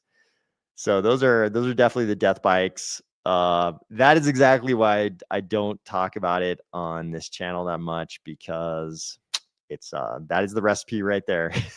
That's it. Pucky Hawk says Merry Christmas back at you. I'd worry more about introducing people to hard drugs, though. Thinking about it, perhaps motorcycle riding should be classified as such. It's addicting for sure. Yeah, moto is fun. Moto is super fun. Like I cannot. The one thing I will not say about it is that it's not fun. Anybody who tells you it's not fun is lying. It's super fun for sure. It's hard to ride around in a car when you have the other option for sure, especially if you've got lane splitting. If you've got lane splitting or lane filtering, even funner. 63 days left to claim night first thaw. At our age, that represents a good portion of our lives. That is called a heart murmur. Again, we're aging ourselves. We're dating ourselves. We're dating our own births because we even know about heart murmurs. This has been happening for 15 years now. Of course, we are getting old. Yeah, I mean, that's part of the problem. It's a movement that sort of affected affected our generations. So we were young, we were younger when it came out, and we just kind of stuck with it. Jeff Burns says, I used to party my ass off 40 next month and don't look a day over 25. Wish I could say I was healthy living, but I'd be lying. Yeah, I did my share of that too. And I turned out okay. So I'm with you on that. I think Adam is talking about Charles follow the sun development model on Laos. Oh, Adam, if you're talking about the development of Laos, where you've got development teams sort of in the Western Hemisphere and the Eastern Hemisphere, and they're both working during their relative daylight hours. The team in the Western Hemisphere is working during the day, and then it's their nighttime, and the team in the Eastern Hemisphere picks up. It's more distributed than that. They've kind of got people all around the globe. Yeah, I mean, that's just if that's what Adam's talking about, it's just the geographic distribution, obviously, Okay, Mike says, yeah, I drove up on a motorcycle accident years ago right after it happened. The bike exploded into 1,000 pieces, and the cop was doing CPR on the guy as I slowly drove by. Yeah, man, anybody who's been exposed to how bad the accidents are is, I think it's good. I think it's good, especially for people who ride. If you've seen one of those,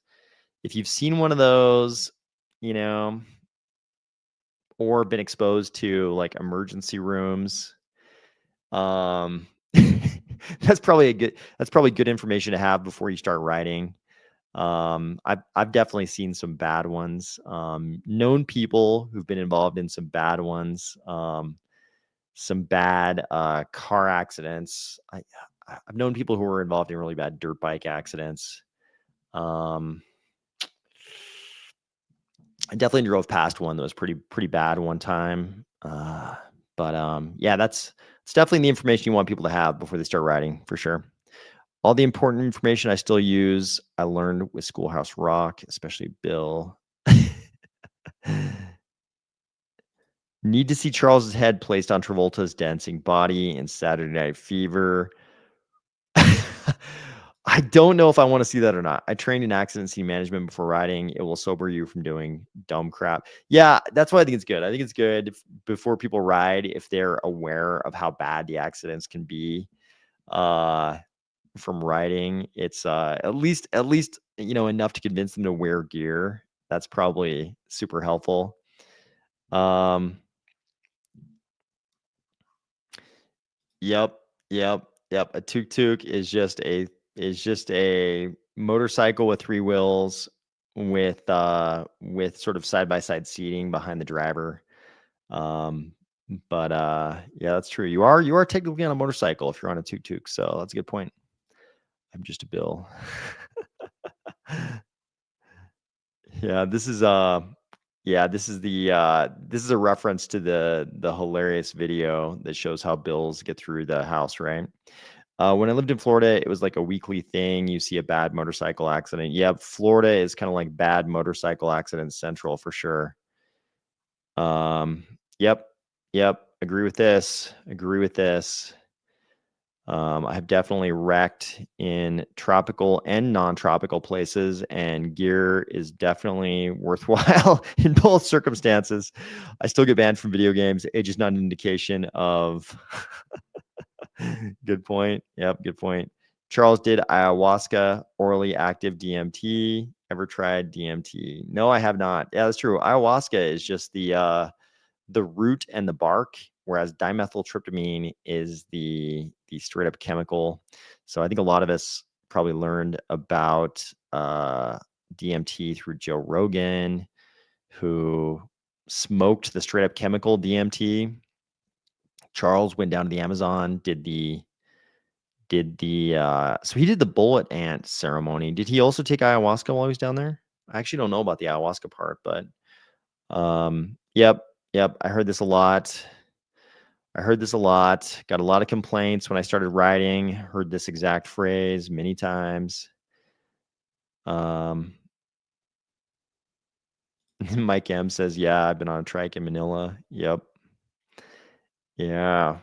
Okay, so we've got one more. Here's just a little update on the Pump.Fun thing. So this is kind of interesting. So I posted about how they were sort of posting these like half physical threats against the plaintiff's attorney in the Aguilar versus Baton case, which is this pump.fund case we've been following a little bit. So here's that same law firm with this post. Today, we filed a notice of defendant misconduct in that case, placing on the record documented harassment, identity misuse, and threats directed at plaintiffs and counsel during ongoing federal litigation. So let me see if you guys can see this document. Okay, yeah, you guys can see the document there. Okay, so they talk about the current misconduct, and they say they complained to the bar previously, prior misconduct. This is the second episode of materially similar conduct. In January 2025, plaintiffs documented an earlier episode in a written report to the New York State Bar Association. And in that case, it amounted to after counsel initiated this meme coin related class action, the Pump.Fund platform launched and promoted tokens that misappropriated the firm's name, logo, and other brand assets, used an attorney's image in a harassing and disparaging manner, and named a client and published the client's business phone number, which the client reported resulted in numerous spam calls. So they also say, there were threats of violence against counsel, explicit threats of sexual violence directed at the firm's managing partner in connection with this litigation, as reflected in the attached exhibit. An account officially affiliated. So I'm not representing this as fact. This is the filing from the plaintiff's counsel. This is what they are claiming. So an account officially affiliated with defendant Pump.Fund operating under the handle On-Chain Rapist responded to one of counsel's public posts with a direct threat. I'm going to rape you, Max. This is not hyperbole or internet vulgarity. It is a targeted threat of violence by one of Pump.Fund's affiliates against an attorney for the act of representing plaintiffs in federal proceedings. So courts don't take kindly to this. Courts don't like it, right? They need to, they want counsel to be able to appear in civil proceedings without being threatened, especially not physically, especially not in that manner. So courts do not take kindly to this. Brown bearded hermit says, no, that was wolf mode, I think. Oh yeah. During the darkness retreat. So the wolf mode thing was during the darkness retreat. Did he take some kind, there was like was the wolf mode episode, was that a result just of the darkness retreat thing, or was there actual hallucinogens involved as well? I don't know. But yeah, maybe whenever this, somebody will have to tell me when the ayahuasca event happened. Weed is good enough. Don't want to see else. Maybe ayahuasca was the wolf mode event. Don't want to see elves. Fair enough. My 1199 was fast as balls, but my friend rode a turbo R1, and that thing was terrifying and stupid. A turboed R1? Crazy. Okay.